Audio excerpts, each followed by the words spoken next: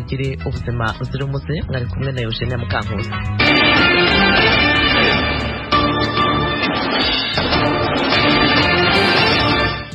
Iyi mwumva ni radiyo ijwi ry'Amerika ivugira Washington DC mu Kirundi no mu Kinyarwanda.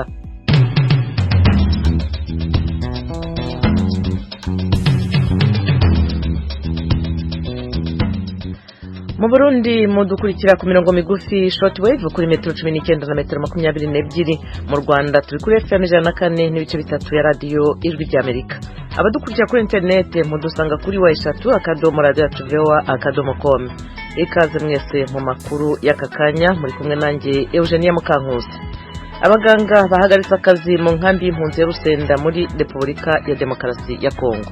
Yavuye ku baganga ba kwivura ry'Ikatarukuru barafashwe ari batatu batwarwa n'imigwi itazwi. Kubera ico gihe abandi baganga baciye bifatanya nabo mu babaro barahagarika kuvura. Uyu ni Jimmy Bishemeye ahagarariye impunzi z'abarundi mu nkambi ya Rusenda mu Kivu y'Epfo. Mu Rwanda leta irakingira abana imbasa n'abana bari hagati y'imyaka 5 n'6. Naho muri Somalia abasirikari ba leta bishe abantu babiri bari bitwaje imbunda bashakaga kwinjira mu kigo cy'ingabo z'igihugu. Aya makuru hamwe n'ayandi twabateguriye ni mu kanya gato turabagezaho kandi n'ikiganiro bungabunga ubuzima. Turahera ku makuru avugwa hirya no hino ku isi. Muri Somalia abasirikari ba leta uyu munsi bishe abantu babiri bari bitwaje intwaro barimo bagerageza kwinjira mu nkambi y'ingabo z'igihugu iri hafi y'ikibuga cy'indege mu murwa mukuru Mogadishu. Frederic Nkundikije abahe iyi nkuru. Inkuru yatangajwe mu gitondo ca kare yavuga ko abasirikare b'igihugu batanye mu mitwe n'umurwi w'iterabwoba wari winjiye ku nguvu muri iyo kampi ugaca utangura kurasa. Mu nyuma iradiyo y'igihugu yaciye itangaza ko abagizi ba nabi babiri bahagaritswe batararenga urugi rukuru rw'iyo kampi. Umurwi w'iterabwoba Al-Qaeda ukorana n'umurwi Al-Shabaab wamakoze ibitero mu gihugu ca Somalia watangaje ko ari wo wakoze ico gitero. Iyo kampi icumbitswemo n'abasirikare b'ubumwe bwa Afrika AMISOM n'abasirikare b'ishirahamwe mpuzamakungu bajejwe gucungera umutekano. Kubera iyo ngwano yabereye hafi y'ikibanza c'indege uruja n'uruza rw'indege rwabaye ruhagariko. Muri Mali ibitero byahitanye abasirikare 16 muri iki cyumweru, abandi 18 barakomeretse. Iyo nkuru yatangajwe n'igisirikare cya leta uyu munsi. Fidel Niyongabo aratubwira ibindi.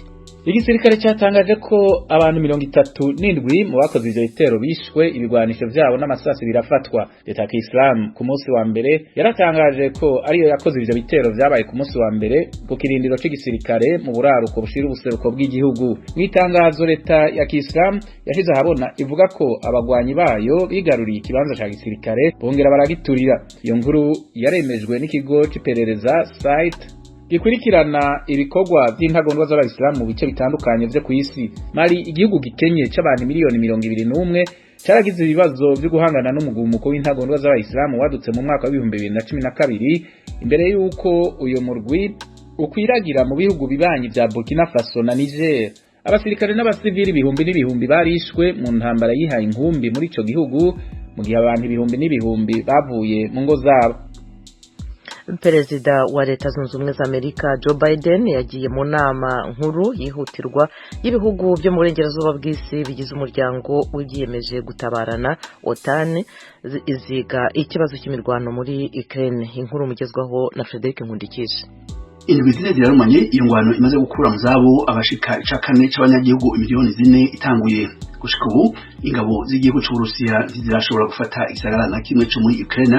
Muri iki gihe ibihano cafatiwe n'ibihugu byo mu burengero bisa n'ivyazingamitse ubutunzi bwaco. Ububasha bwa gisirikare bw'Uburusiya mu gihugu ca Ukraine bwaragabanutse inshuro 90% kuva iyo ngwano itanguye, nk'uko bitangazwa n'umutegetsi akomeye mu gisirikare ca Leta Zunze Ubumwe za Amerika. Uyu mutegetsi avuga ko Uburusiya bwatakaje abasirikare benshi hamwe n'ibigwanisho. Perezida w'Uburusiya Vladimir Putin afite umugambi wo kwitaba inama nkuru y'ibihugu 20 byo kw'isi bikize izobera muri Indonesia mu mpera z'umwaka. Vyitezwe kandi ko Uburusiya umushigikira, naho hari amakuru yatangajwe avuga ko Uburusiya bushobora gukumirwa muri iyo nama. Aya rero yaramwe mu makuru avugwa hirya no hino ku isi. Barakoze bagenzi bacu Frederic Nkundikije na Fidel Niyongabo bayatugejejeho. Mukomeje kumva radiyo ijwi ry'Amerika ivugira Washington DC mu Kirundi no mu Kinyarwanda. mudusanga no kuri YouTube na Facebook kuri VOA radio yacu. Mu kanya turajya mu karere k'ibiyaga bigari by'Afrika.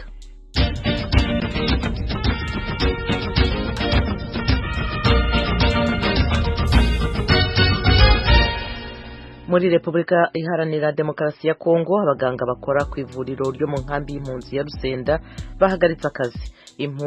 Impamvu batanga na bagenzi babo batatu bishwe, batatu bashimuswe mu mbabarire mu cyumweru gishize batari baboneka. Ni inkuru y'umunyamakuru w'Ijwi ry'Amerika Vedaste Ngabo uri Uvira. Aba baganga bahagaritse imirimo yabo bagera ku 10, bamwe muri bo bari mu ngo zabo, usibye umuganga umwe uri ku ivuriro yiteguye kwakira indembe. Aba baganga bemeza yuko bahagaritse imirimo yabo mu rwego rwo gusaba ko bagenzi babo bashimutiwe ku kigo nderabuzima cya Katalukulu barekugwa. Jimmy Bishemeye ni umuyobozi userukira impunzi z'abarundi mu nkambi ya Rusenda, asobanura ko aba baganga bo ku ivuriro ryo mu Rusenda bagiye kumara icyumweru batavura impunzi. Cyatanguye kwa gatanu w'indwi iheze, hari byavuye ku baganga ba ku ivuriro ry'Ikatarukuru, barafashwe ari batatu batwarwa n'imigwi itazwi. Hanyuma kubera icyo gihe abandi baganga bagenzi babo baciye bifatanya nabo mu baba barahagarika kuvura. Kuva icyo gihe n'ubu abaganga ntibariko baravura. Ku ivuriro dufise mu nkambi abaganga ntibariko barakira abantu, hari umuganga umwe niwe ashobora kwakira ugiye arembye gose. Veronica Ntawunicere na Esperance Munezero ni impunzi zo mu nkambi ya Rusenda, basigura yuko bavuye muri village zabo bagiye kwivuza ku ivuriro ryo mu nkambi ntibabona babavura. Gupimisha rero ngiye gutondekesha ifishi, ebaga umuganga umacha ambwira ati nimugende butire mu greve ubu nta kuvura nca ndataha. Urumva nace rero ndiyumvira ko nzobyara ndagira ndabibura rero ubu sinzi ko aho ndobyarira niko marasinda hazi. Icyo twosaba gusa mwari mutwe kugirane kudufasha mukaturondera nyine ko nyine bazo baragirane bazo batuvura. Ayo mu nkambi ivuriro rihari ntabwo turi ko turavuka ngo bari muri greve, ni kuvuga ngo turahangayitse na cyane ko dufite n'ubukene bw'amafaranga atanu ngo turi bujyane no kugwana imiti mu mafarumasi ngo turayironka. Kandi tukaba dusanzwe tuzi ko n'ubundi n'umuntu umuganga wo mu farumasi bamufasha ariko arakutera urushinge cyangwa ariko arakukira iserumu n'ubundi yandikiwe agasha. Kubera ukuguhagarika imirimo kw'aba baganga, usanga zimwe mu mpunzi ziri kujya kwivuriza hanze y'inkambi, izindi nazo zikajya kugura imiti kuri za farumasi. Nzoyihaya Mathiasi ni impunzi yo mu nkambi ya Rusenda. Nk'abagendana ubumuga hoho twebwe dufite ikibazo gikomeye ko nk'ubu bica bisaba ko umuntu ava mu ikamba akaja kwivuza inyuma y'ikambi. Nka twebwe rero tugendera kuri beki, ugasanga ugendera kuri beki imwe uwundi ntaranaronka n'iyo beki kugira uve ngaha gushika epfo mu ikambi. Epfo y'ikambi nta kintu vraiment, nta ngufu ntaki, kuko nta gakiga kakunguruza gahari n'amabarabara ni mabi. Ugiye hajya kwa muganga nawe kugira usabe ambulance bakubwira ngo manuka ariye. Jimmy Bishemeye uhagarariye impunzi zo mu Rusenda asaba ishyirahamwe rya seri ko ryavugana n'abo baganga bakongera gukora imirimo yabo uko byari bisanzwe. Twebwe twasabye haseri kuko twene tubifise mu ruhara, nubwo ari twebwe turiko turahura n'ingaruka mbi zo gutwarwa kw'abo baganga. Icyo dukeneye no kuvugwa, baravuga ukuntu babigenza, n'ababandanya baravugana n'abo bantu batwaye abaganga babo, mugabo twe tubandanye tuvugwa, nta kindi twifuza kuvugwa. Aba batafashwe babandanye ibikorwa, hanyuma nabo babe baraganira n'abo bantu mukora ko icyo kibazo kiva mu nzira, mugabo twebwe twe turavugwa. Twagerageje kuvugisha ishyirahamwe rya DCR ryo rishinzwe ubuvuzi muri ASR ntibyadukundira. Urugaga rw'abaganga muri Fizi rugaragaza yuko abo bantu bashimuse bagenzi babo bari kubasaba ibihumbi 12 by'amadolari kugira ngo babarekure. Aba baganga b'abakongomani bashimutwe Katalukulu bari basanzwe bavura impunzi z'abarundi zo mu nkambi ya Mulongwe, babifashijwemo n'ishyirahamwe rya ADC ari naryo rishinzwe ubuvuzi muri ASR. Mu baganga bane bashimuswe barimo n'umugore umwe, muri bo umugabo umwe ni wabashe gucika bari bamushimuse. Kuri ubu umutekano wo mu nkambi n'afi y'ivuriro wari wifashe neza ugereranyije nuko byari bimeze mu minsi ishize. Vedaste Ngabo ku bwaragijwe rya Amerika, Uvira Mutara Kivu y'Epfo. Vedaste Ngabo urakoze. Mu Rwanda Minisiteri y'Ubuzima iri mu bikorwa byo gukingira imbasa abana bafite hagati y'imyaka 5 n'6. Abashinzwe ubuzima basobanura ko uru rukingo rugamije kongerera abana ubudahangarwa.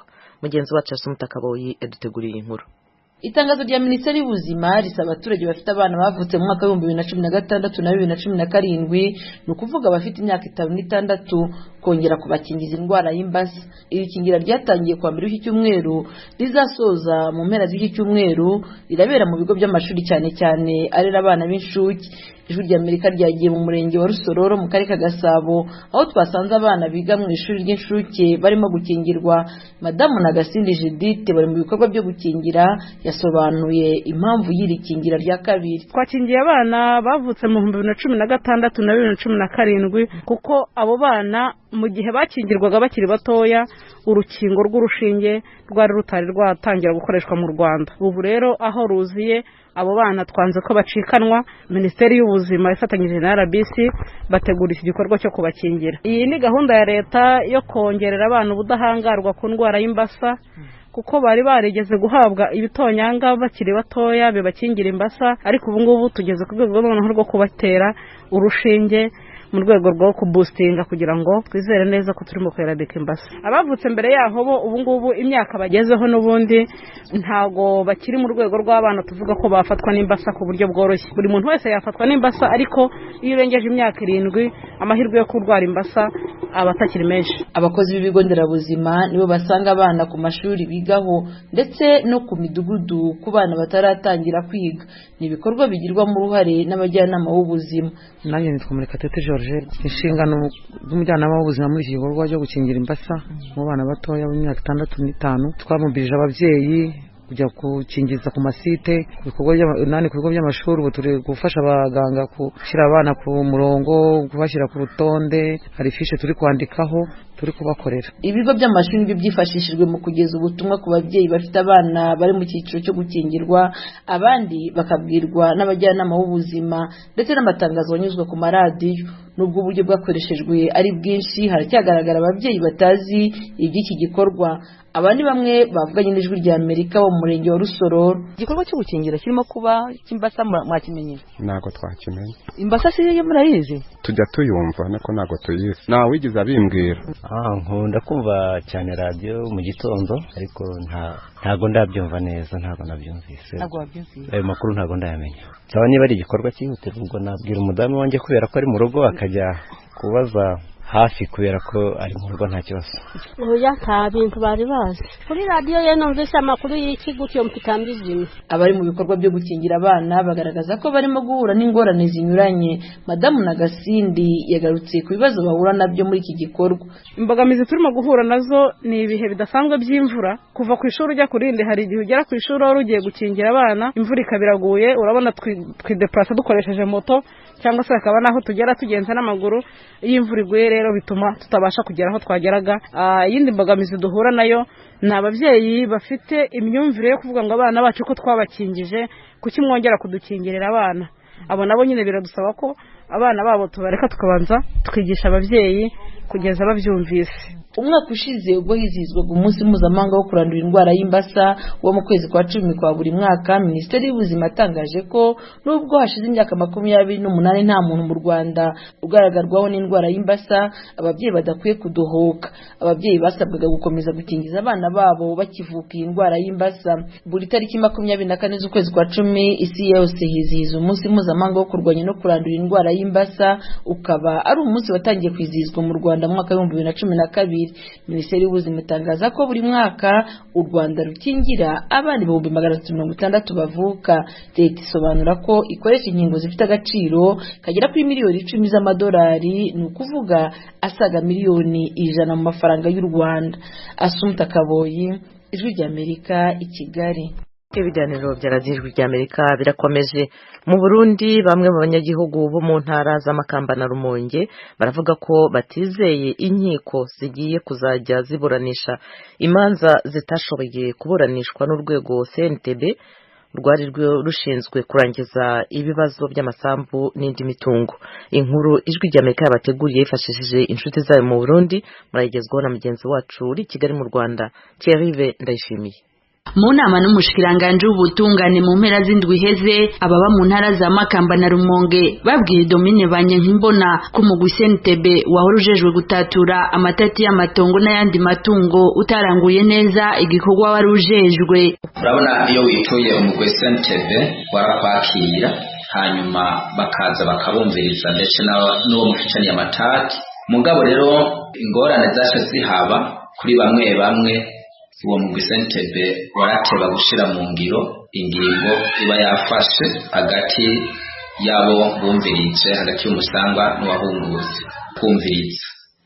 Abahungutse nyakubahwa mushikiranganje 2008 2009 barituye umugwi CNTB imanza ziri mu mugwi CNTB kugeza uyu munsi imyaka 14 CNTB itarabatunganiriza bamwe.